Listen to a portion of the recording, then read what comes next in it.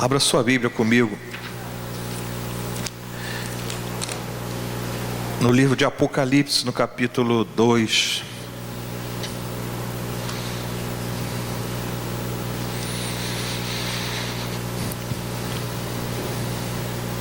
As chamadas cartas do Apocalipse.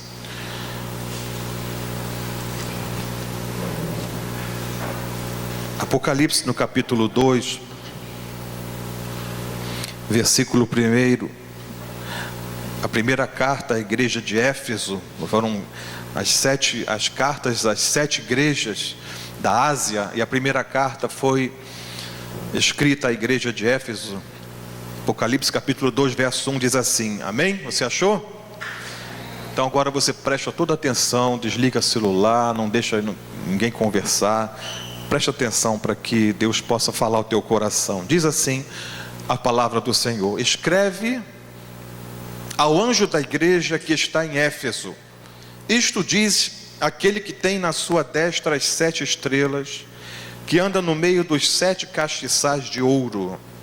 Eu sei as tuas obras, e o teu trabalho, e a tua paciência, e que não podes sofrer os maus, e puseste à prova os que dizem ser apóstolos e o não são, e tu os achaste mentirosos, e sofreste e tens paciência, e trabalhaste pelo meu nome e não te cansaste. Tenho porém contra ti que deixaste a tua primeira caridade, ou o teu primeiro amor. Lembra-te, pois, de onde caíste, e arrepende-te, e pratica as primeiras obras. Quando não, brevemente a te virei, e tirarei do seu lugar o teu castiçal, se não te arrependeres. Tens, porém, isto, que aborreces as obras dos nicolaítas, as quais eu também aborreço. Quem tem ouvidos, ouça o que o Espírito diz às igrejas. Ao que vencer, dar-lhe-ei comer da árvore da vida, que está no meio do paraíso de Deus. Amém, querido? Glória a Deus.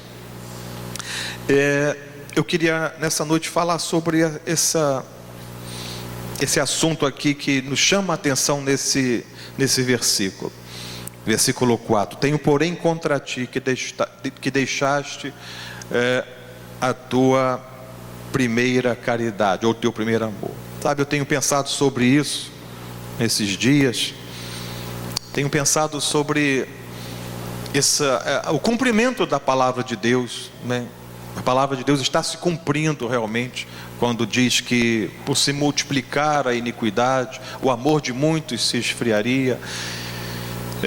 Esse texto aqui nos fala de uma carta, de uma mensagem que foi dirigida a uma das igrejas que realmente existiram nesse tempo aqui, no tempo de João. João teve essa visão no Apocalipse, a revelação de muitas coisas, e no capítulo 2 então vai sendo assim narradas essas cartas. Essa primeira igreja de Éfeso, então a gente tem algumas coisas aqui que me chama a atenção, porque é o próprio Senhor quem está dizendo acerca daquilo que ele está vendo acontecer na igreja, naquela comunidade. O que ele diz aqui que me chama a atenção no versículo 2? Eu sei as tuas obras. Deus conhece as nossas obras, Ele sabe aquilo que nós estamos fazendo. E não obstante essa igreja ser uma igreja que trabalhava, olha, veja só, versículo 3, sofrestes, tens paciência, trabalhaste pelo meu nome, não te cansaste, né? Tudo isso estava acontecendo na igreja. A igreja estava, ativa, havia uma atividade,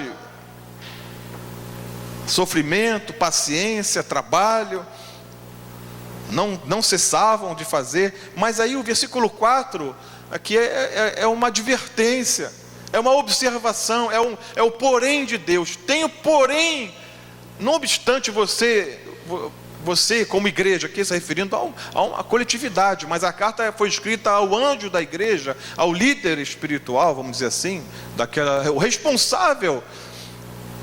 Não obstante tudo isso que estava acontecendo na igreja, havia algo um porém de Deus, uma observação de Deus. Tenho porém contra ti, que deixaste ou que abandonaste o teu primeiro amor. E isso aqui não é pouca coisa não.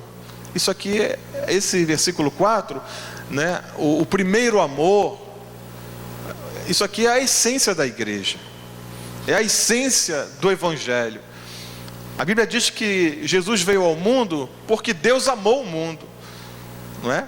Jesus veio porque Deus amou. Se Deus não tivesse amado, não tinha mandado Jesus. Mas Deus amou o mundo, e Ele amou de tal forma, com tal intensidade, que Ele deu o seu Filho Jesus. É o João 3,16, é o Evangelho em miniatura, vamos dizer assim. É o que resume todo o Evangelho. João 3,16, Deus amou o mundo de tal maneira. Então o amor é a base, é a essência do Evangelho, sim ou não? Da vida cristã, do serviço a Deus, é o amor. 1 Coríntios, Paulo fala sobre o amor, que há muitas coisas que as pessoas podem fazer, mas se não houver amor, que nada adianta, não vale nada, não tem proveito algum. Você já leu isso? Amém? Sim ou não, né? Não tem jeito. É o que estava acontecendo aqui também com a igreja de Éfeso. Sofria, tinha paciência, trabalhava, não se cansava, mas havia um porém do Senhor contra a igreja. Tenho porém contra ti que deixaste a tua primeira caridade. Aonde está aquilo que verdadeiramente deve ser a maior motivação de servir a Deus? O amor. Não é obediência apenas. Nós obedecemos porque nós o amamos. Amém, amado? Amamos. Lá fora, no quartel, no meio militar, no meio profissional, aí fora, empresarial e tal, as pessoas obedecem, se submetem, obedecem porque elas estão ali ocupando cargos e há autoridades sobre elas, e se não obedecer vai perder o emprego, se não obedecer no quartel vai ser dispensado, enfim. Mas no reino de Deus, a obediência que é devida é motivada primeiramente pelo amor. Nós obedecemos porque amamos ao Senhor, e quando nós amamos ao Senhor, não temos dificuldade de obedecê-lo, não é? Você está entendendo isso? Quando nós amamos, quando uma mulher, por exemplo, uma mulher que é amada pelo seu marido, ela tem prazer de ser submissa. Sim ou não, mulheres? Quando ela sabe que é amada pelo marido, claro que isso aí é uma coisa natural, ela tem prazer porque ela sabe que o marido a ama, a protege, a preserva, a cuida, faz tudo. Então é um prazer dela se submeter. Agora vai o cara aí impor uma submissão, né, sem que haja um amor, aí é outra coisa. Isso aí não é um casamento, isso é outra coisa. Mas um casamento, até mesmo esse relacionamento conjugal é dado como um exemplo entre Cristo e a igreja, né? Cristo amou a igreja e se entregou por ela. Da mesma forma, não é? Os maridos devem amar as suas esposas. Então olha só como é que isso é tão profundo. Então o amor é a base. Diga comigo, o amor é a base, é o fundamento, é a essência do nosso serviço a Deus. Eu sei as tuas obras, o teu trabalho, a tua paciência. Sofreste, trabalhaste, não te cansaste. É o que muitas vezes está acontecendo nos dias de hoje. Tudo isso aqui, há muito trabalho, há paciência, há sofrimento, não se cansam e tudo mais. Mas será que nós não estamos de alguma forma deixando de lado o primeiro amor? Será que por vezes isso não vai se evidenciar em algum momento? Sim, em algum momento vai se tornar evidente que onde é que está o amor nisso, não é? Hoje, por exemplo, a gente nos chama a atenção, não é? Os templos que estão sendo construídos, não é? As tecnologias. Eu ontem, por acaso, entrei numa loja de instrumentos musicais, de material de som e tudo mais, né? Estava pesquisando alguma coisa para a igreja, e eu fiquei observando assim, poxa, algum tempo atrás era tão poucas coisas que eram muito poucas, era uma bateria de uma marca, era um microfone. Hoje a gente vê assim, caramba, muita variedade das mesmas coisas, muitas baterias, muitos violões, muitos microfones, mesa de som, é tudo muito. E isso aqui é Brasil. E se a gente for no exterior, então fica doido. Os músicos ficam doidos. Você vai lá fora ver cada coisa, pedaleira, não sei o que, marcas, cada uma mais mais sofisticada do que a outra, enfim. Então há coisas que assim impressionam os homens, as construções, os telões de LED, né? Nós estamos aqui agora, esse aqui agora já virou o retroprojetor, né? Lembra do retroprojetor, do filmezinho e tal? Isso aqui agora já virou um retroprojetor. Alguém disse que isso aí aquela tela que fica embaçada, não sei o quê, né? Mas muitas igrejas ainda nem podem ter um negócio desse. Mas isso não faz diferença nenhuma, né? Em que isso vai influenciar a presença de Deus, a glória de Deus? Nada, não é? Em que uma construção, com toda a tecnologia, com todo o conforto, em que isso tem a ver com a presença de Deus? Eu quero fazer novamente menção ao culto de oração na segunda-feira. Estávamos ali, alguns homens sentados ali fora do salão, porque está em obras, né? Fizemos lá fora, sentado em bancos de madeira. O Eurílio pegou o violão, começou lá a ministrar. Falei, meu Deus, isso me remeteu assim a anos atrás. Eu falei assim, que coisa boa. Como era bom aquele momento, e como é bom momentos como esse, em que nós vemos naquela simplicidade do ambiente e também das pessoas, a gente vê ali a presença de Deus, sente a glória de Deus, não precisa muita coisa, não precisa estar afinadinho, ter aquela preocupação de afinado, não precisa estar ligado numa caixa, não precisa estar muita coisa, não, nem estava ligado em caixa nenhuma, né? Estava só o violão ali, sem qualquer amplificador, nada, tudo ali, e assim é que nós adoramos ao Senhor, louvando ao Senhor. Então a realidade é essa, é que o que é que eu entendo que o Espírito Santo está falando conosco, e eu entendo também que o Espírito de Deus, o Senhor está falando algo a mim, e eu quero até que você chamar a tua atenção quanto a isso. Eu creio que essa oportunidade que nós estamos tendo de começar um novo trabalho, eu tenho percebido isso, tenho sentido que Deus também está falando conosco sobre isso.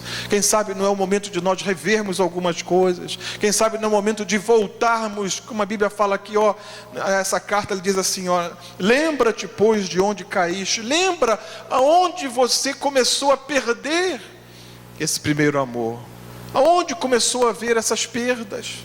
Porque ao mesmo tempo que o Senhor faz essa observação, olha, tenho porém contra ti, Ele mostra o caminho através do qual nós vamos recuperar aquilo que perdemos. Ele diz assim, lembra-te, pois, de onde caíste, e arrepende-te, e pratica as primeiras obras, quando não, brevemente a te virei, e tirarei do seu lugar o teu castiçal, se não te arrependeres. Então Deus mostra o caminho, Deus é misericordioso, Deus se importa conosco, Ele está olhando o nosso coração, Ele sabe as nossas obras, eu sei as tuas obras, mas eu tenho algo contra ti. E a igreja de Éfeso estava perdendo, como nós também podemos estar, e muitos outros, mas vamos falar de nós, né? Podemos estar perdendo a essência. Qual é a essência? O primeiro amor. Já podemos não estar mais adorando a Deus como antes, já podemos não estar mais tendo o temor que tínhamos como antes, já podemos estar nos perdendo por causa de muitos fatores, e deixando então de agradar plenamente ao Senhor, de amá-lo, de adorá-lo como adorávamos antes, de louvar como louvávamos antes. Parece que o culto já não é tão importante quanto antes, não necessita de tanta reverência como antes, não é? Porque em muitos lugares, em muitas religiões, né, eu fico admirado com a devoção aos deuses, às imagens, como as pessoas, um exemplo, não é? Os próprios muçulmanos, a dedicação, a reverência, tudo mais. E a gente percebe na igreja evangélica, os crentes em Jesus Cristo, a gente percebe assim muita coisa, mas eu não quero falar o que está acontecendo, vamos falar de nós aqui, Onde nós podemos melhorar, onde nós estamos perdendo algo que nós precisamos recuperar, aonde esse primeiro amor está afetando a vida da igreja e a nossa vida também. Sabe, há pouco tempo atrás, eu estava chegando aqui pela manhã, houve uma situação de chave, não havia quem abrisse a porta, a igreja, para pessoas, algumas pessoas já estavam lá fora, ia começar o Bom Dia Espírito Santo, e eu fui informado de que houve esse contratempo, enfim, depois se resolveu, mas assim, eu sempre penso assim, bem, precisamos buscar uma solução. Se isso está acontecendo, já aconteceu outras vezes, e pode vir a acontecer, vamos encontrar uma solução para isso, não é? Mas eu estava pensando sobre isso. Não, isso é fácil, a gente fazer cópia de chave, entregar ao líder, ao responsável, alguém que vem na frente. Isso não é o difícil resolver isso, amém? Isso não é o problema. Mas eu fiquei pensando assim, meu Deus, hoje nós estamos discutindo um problema, uma situação. Quem vai abrir, né? Quem vai chegar mais cedo para abrir, né? É o obreiro, é o diácono, é o líder da música. Quem vai fazer esse trabalho? Parece que o problema é esse, quem vai abrir, quem vai chegar mais cedo, sabe? Eu vim para casa, depois eu fiquei pensando sobre isso, e eu posso dizer que houve assim no meu coração um sentimento pelo Espírito Santo, de que eu não quero estar aqui para ver isso acontecer, de que dias virão, dias poderão vir, isso pode acontecer sim, que já está acontecendo em muitos lugares, em muitas igrejas. O problema não é quem vai abrir. Pessoas chegam no horário, ou antes do horário, claro, para abrir a porta da igreja, mas já não há pessoas para entrar pelas portas. Essa é a realidade. Já tem muitos lugares assim. O problema não é quem vai abrir, o problema é que não há pessoas para entrar. E não é lugares, eu estou falando de lugares, países de primeiro mundo, onde os templos estão sendo fechados, estão sendo vendidos, estão se tornando livrarias e outras coisas mais. Houve até um templo que um camarada comprou, e ele fez uma casa para ele, uma mansão para ele. Comprou um templo, fez uma casa para ele, reformou e fez uma casa num desses países aí da Europa. O cara comprou um templo para fazer uma casa para ele. Um templo, um lugar onde Deus era adorado, aonde o evangelho era pregado. O camarada está acontecendo, amém? Você está entendendo isso? Então, amado, essas coisas, isso já são sinais de que está havendo um esfriamento, sabe? Porque, meu Deus do céu, o problema não é, glória a Deus, porque tem gente para entrar, tem gente para vir para o culto, né? Agora imagina quando as pessoas não quiserem mais vir, ou não têm mais prazer em vir, ou já não têm um amor para com Deus. Porque na verdade, amado, entenda uma coisa, acima de tudo, não é o templo que nós temos que amar, é o Senhor do templo, é o Deus que não habita em templos feitos por mãos de homens, né? Recentemente houve uma inauguração de um grande templo, e muitas pessoas criticando, outras, não entra nisso, porque proporcionalmente nós podemos estar fazendo a mesma coisa. Nós podemos não estar inaugurando um grande templo, mas o templo mesmo que nós temos, aonde nós vamos, pode estar se tornando também proporcionalmente algo assim, em que nós estamos pensando que Deus vai ficar impressionado com aquilo que nós fazemos no templo, com as coisas que nós colocamos. Olha, isso aqui, agora vamos colocar um painel, vamos colocar, agora vai ter isso, agora vai ter aquilo, como se essas coisas impressionassem a Deus. Não impressionam a Deus. O que impressiona a Deus é um coração, é o coração de adorador, é um coração contrito, um coração quebrantado. Isso impressiona, num certo sentido, né? Que faz com que isso chame a atenção de Deus. Quando Ele vê um coração adorador, a Bíblia diz que Ele procura, né? A Bíblia diz que Ele procura os verdadeiros adoradores. Deus está em busca de homens, mulheres, jovens, enfim, aqueles que o adorem em espírito e em verdade. Amém, amados? Vamos lá.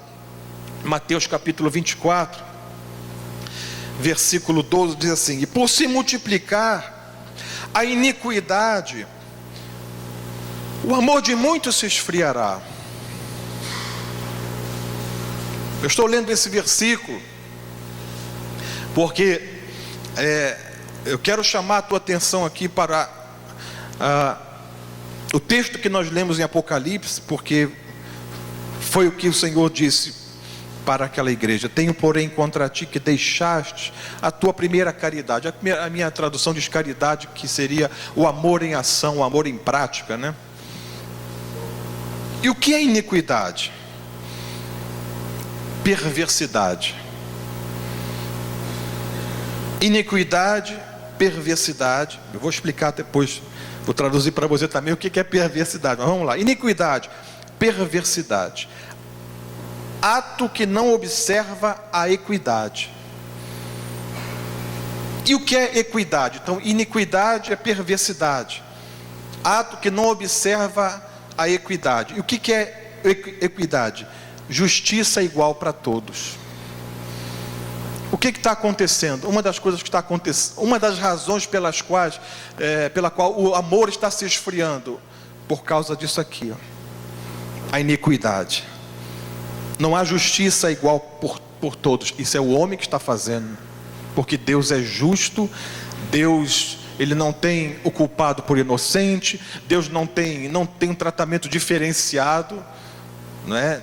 Para um membro, para um pastor, para um apóstolo. Deus olha e vê todos iguais. A Bíblia diz que todos são iguais perante Deus. Não tem maiores, menores. Perante Deus, todos são iguais. Mas o homem não age dessa forma. Por isso o homem age com iniquidade. E a iniquidade está se multiplicando. Ou seja, existe iniquidade, que é a perversidade. Existe a falta de equidade, ou seja, justiça igual para todos. A perversidade é corrupção, depravação. Isso está acontecendo. Não está havendo justiça igual para todos. É uma das razões pelas quais o amor está se esfriando. Eu tenho muito cuidado quanto a isso, porque eu não posso fazer acepção de pessoas. Eu, como líder, e tem vários líderes aqui presentes, nós não podemos fazer acepção por pessoas. Nós não podemos tratar melhor um porque tem uma situação melhor do que a outra. Não podemos tratar um melhor porque dá o dízimo maior do que o outro, porque tem uma situação melhor. Não tem isso, não existe isso no reino, não tem isso na igreja. Eu estou me referindo à igreja. O que faz com que o amor se esfrie? É justamente isso. As pessoas elas estão fazendo tratamentos diferenciados, e a gente acaba confundindo então o reino de Deus com o reino dos homens, porque no reino dos homens isso é comum. Existe tratamento diferenciado. Se você chega bem arrumado, vestido bem, né, bota um paletó, gravata, os homens, né? Você chega numa repartição, no lugar, você é logo muito bem tratado, porque imagina assim, deve ser um advogado, deve ser um doutor, deve ser alguma coisa importante. Aí você chega lá mais simplesinho, já é um outro tratamento. E isso acontece todo momento, toda hora. Tratamentos diferenciados. Uma pessoa simplesinha, há poucos dias passou uma situação vergonhosa num shopping, porque achavam que estava roubando, e aquilo causou um escândalo e tudo mais, porque estava vestida muito simples, chinelo, sei lá, assim, pronto, já se faz logo um juízo de que aquela pessoa não tem posses, não tem nada e tal. E é um engano isso. Isso é lá fora. Isso acontece, o homem faz isso toda hora, porque é o reino dos homens. Carteirada, né? Sabe com quem está falando? Você sabe com quem você está falando? Senhor guarda, você sabe com quem está falando? Senhor policial, o senhor não sabe quem eu sou, o senhor não sabe, né? Isso lá fora. Mas no reino não tem esse negócio. Não existe tratamento diferenciado. Filho do pastor, filha do pastor, filho do diácono tem um tratamento, é aqui, é prateleira de cima, depois tem os de prateleira de baixo. Não, a prateleira de Deus só tem uma. Na estante de Deus, vamos dizer assim, que na estante, se é que existe uma estante, na estante de Deus só tem uma prateleira. A fila de Deus não é um atrás do outro, é um do lado do outro, é a fila de Deus. Quando começam a acontecer certas coisas, isso acaba esfriando o amor. Por que foi feito algo por fulano, mas a mesma coisa aconteceu com fulano, e aí teve um outro tratamento, houve uma outra, por que está acontecendo isso, né?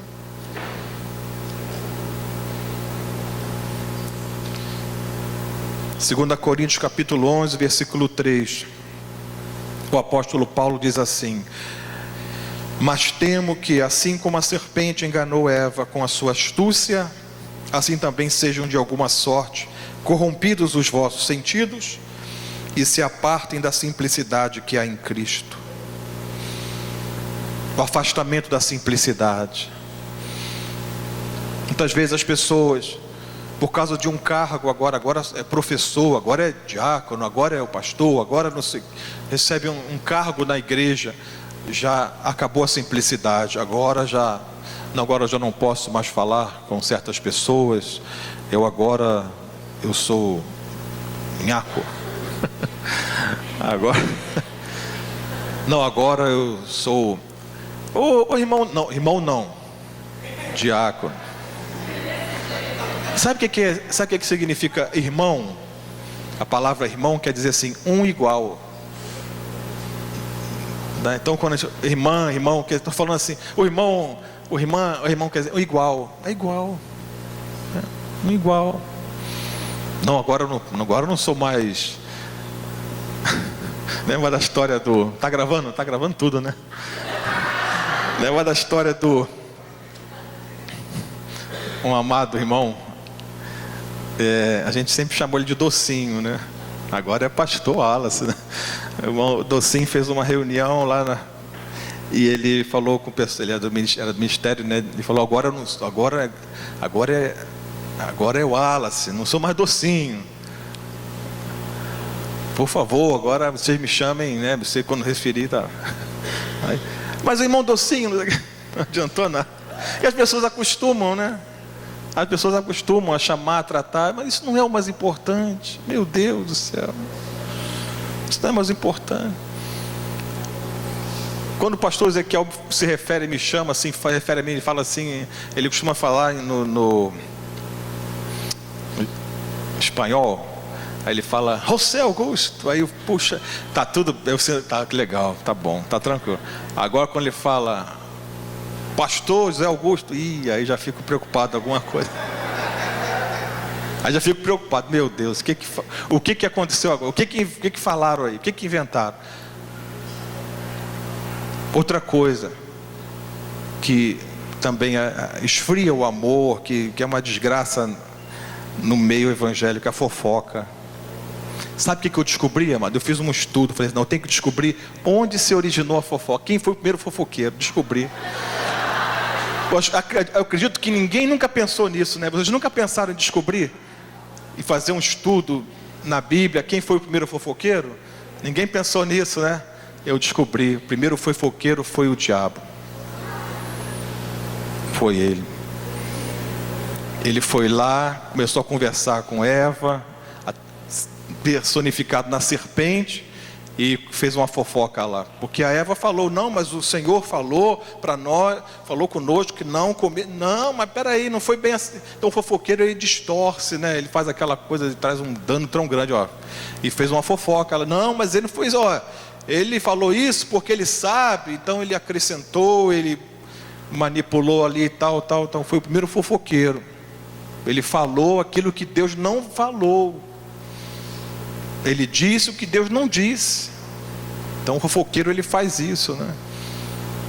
Foi o primeiro. Então se você conhece alguém assim, você fofoqueiro, conhece o fofoqueiro, já sabe, ó, o diabo foi o primeiro. É sério isso, né, mano? Isso é uma desgraça para o amor, né? Porque muitas vezes uma fofoca coloca uma pessoa contra outra, uma pessoa com mais intenções, enfim, ela consegue promover uma inimizade, né? Dizer algo, ó, fulano, você sabia? Ó, e fulano falou isso de você, não sei o que, porque é assim. A coisa funciona dessa forma e traz um dano muito grande. Daqui a pouco aí aquela pessoa não se relaciona mais com você, você não sabe porquê, mas alguém foi instrumento ali, instruído, um discípulo de Satanás, não é? O rei da fofoca, e aí acaba gerando um dano muito grande, né? Então isso faz esfriar o amor. Muitas vezes as pessoas ficam umas contra as outras sem brigar, não sabem nem porquê. O que aconteceu? Mas é porque houve ali uma terceira voz, uma interferência de algo que não... E aí colocou algo, semeou, fez a sementinha do mal ali, colocou a sementinha do mal e causou aquele dano. E o amor, aquela pessoa que tanto você amava, e aquele relacionamento tão saudável acaba sendo prejudicado. Então, 2 Coríntios capítulo 11, verso 3, pode vir o Ministério de Música. Temo que assim como a serpente enganou Eva com a sua astúcia, assim também sejam de alguma sorte corrompidos os vossos sentidos, e se apartem da simplicidade que há em Cristo. Simplicidade quer dizer ingenuidade, sinceridade. Sabe, queridos, nós como cristãos, que amamos a Deus, amamos a Jesus, sabe? É algo assim que a gente percebe claramente que faz parte do caráter de Deus, né? A simplicidade, porque apesar de Deus ser extremamente grande, soberano, magnífico, mas Ele é extremamente simples também. Você entende isso, amor? Deus é extremamente simples. Ele escolheu habitar em mim e você. Ele não se impressiona com construções, não se impressiona com a tua roupa, com a tua posição social, com a tua casa, com o teu carro. Ele quer ver o teu coração, um coração simples, um coração sincero. Jesus falou acerca do grande mandamento, Mateus 22, 34, que diz: amarás o Senhor teu Deus de todo o teu coração, de toda a tua alma e de todo o teu pensamento. Quando nós amamos a Deus, assim fica muito mais fácil amar o nosso próximo, o nosso irmão, amar ao Senhor. O segundo mandamento, semelhante a esse, que é amar ao Senhor, é aquele que diz: amarás o teu próximo como a ti mesmo. Que Jesus depois veio e ainda deu um novo mandamento. Um novo mandamento vos dou, que vos ameis uns aos outros como eu vos amei. Então, o padrão é Jesus. O padrão agora é Jesus. E a palavra de Deus diz que desses dois mandamentos dependem toda a lei e os profetas. Desses dois mandamentos, ou seja, amar a Deus e amar o próximo, depende toda a lei e os profetas. Então, como eu falei, é a base. Por que os 10 mandamentos foram reduzidos ou foram sintetizados em apenas 2? Porque quem ama a Deus e ama o próximo não matará, não vai matar, não vai roubar, não vai adulterar, não vai dizer falso testemunho. Então, quem ama a Deus e ama o próximo vai cumprir todos os outros. Amém, queridos? Você pode ficar de pé no seu lugar?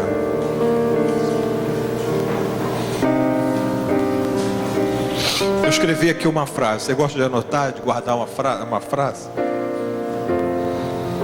Amar é tão simples. Amar é tão simples como beber água com as mãos. O pessoal aí que jogava bola de gude na rua, que brincava na rua, sabe o que eu estou falando, né? Que a gente não dá para correr em casa para beber água, bebia na torneira lá da frente da casa hein? Quantas vezes, né? Já fez isso, Alan? Abria a torneira ali, ó, né? Jogando bola, suado. Eu não vou entrar em casa, minha mãe não vai deixar, eu tinha que correr na torneira ali. Quantas vezes a gente fazia isso, né? Amar é tão simples como beber água com as mãos, e tão difícil como segurá-la entre os dedos. Ao mesmo tempo que é simples beber com as mãos, é difícil segurar entre os dedos, né? Ou seja, é fácil, é simples e é difícil. É simples e é difícil, mas é possível amar. Amém? É possível amar, primeiramente a Deus. Amar a Deus. Será que você tem amado a Deus como você o amava quando você entregou a sua vida a Ele?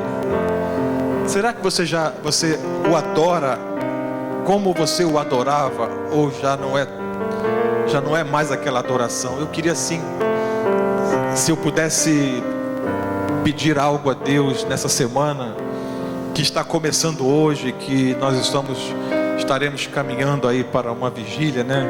Que seja assim esse mover de Deus. Que o Senhor esteja nos levando ao primeiro amor, nos levando a amá-lo mais, a adorá-lo mais, a amar mais o nosso próximo, não ficar vendo problema em tudo, não é? Porque o pessimista, em cada solução ele vê um problema. O pessimista vê um problema em cada solução, não é isso? Se desvencilhar de certas coisas que nos impedem de amar mais a Deus, de não ser complicado para Deus, não é? De não permitir que o amor se esfrie, a iniquidade. Eu peço a Deus que me ajude, não cometer injustiça, não agir com parcimônia, ou ser parcial, ou ser com parcialidade, ou ser... Não, porque Deus sempre vai agir assim conosco, sempre vai agir da mesma forma conosco. Deus não tem filhos prediletos, não tem filho, nem nada disso. Que o Senhor nos ajude a amá-lo mais, e amar mais aquilo que Ele nos tem dado, amar o culto, amar esse momento que estamos reunidos aqui, não propriamente o templo é um detalhe, é um lugar, mas amar essa oportunidade de estarmos na casa do Senhor hoje, enquanto tantos estão nos hospitais, estão nos leitos, estão sofrendo.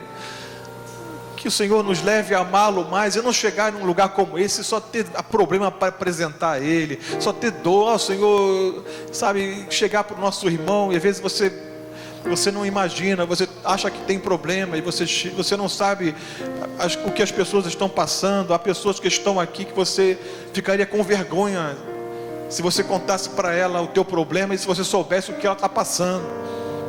Peça a Deus que te ajude a não ficar demonstrando toda hora o que você está sentindo. Apresenta ao Senhor. E igreja, o culto não é lugar para isso, não é lugar para a gente trazer as nossas lamentações, as nossas murmurações. Aliás, murmuração não é nem aqui nem em lugar nenhum. Que haja um coração agradecido ao Senhor, sabendo que nessa hora pessoas não tem nenhum lugar para se abrigar, estão fugindo, estão com fome, estão com frio, cristãos sendo perseguidos, fugindo, não é? De serem mortos, enfim, em nome do Senhor, peça isso a Deus. Senhor, me ajuda, eu quero te amar mais, eu quero te amar mais, Senhor. Eu quero que a minha vida seja um instrumento nas tuas mãos, para que o teu amor possa ser revelado a corações. Porque enquanto a gente está preocupado com os nossos problemas, a gente está deixando de ser um instrumento de Deus, né? Ser um canal de Deus. Amém, querido? Glória a Deus. Vamos cantar essa canção, depois nós vamos orar.